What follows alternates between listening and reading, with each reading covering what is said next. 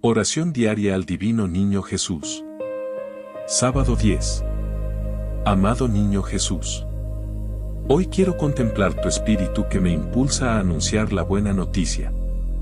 Haz que mi corazón se abra a tu palabra y se llene de esperanza. Dame la gracia de proclamar con mi vida que tú eres el Salvador que trae libertad y consuelo. Amén. Reflexionemos. ¿Estoy dejando que el Espíritu Santo me guíe para anunciar la buena noticia de Jesús? La fe nos invita a reconocer que Cristo es el ungido que viene a traer libertad, luz y esperanza a todos los que lo reciben. Que el Divino Niño Jesús nos bendiga con amor.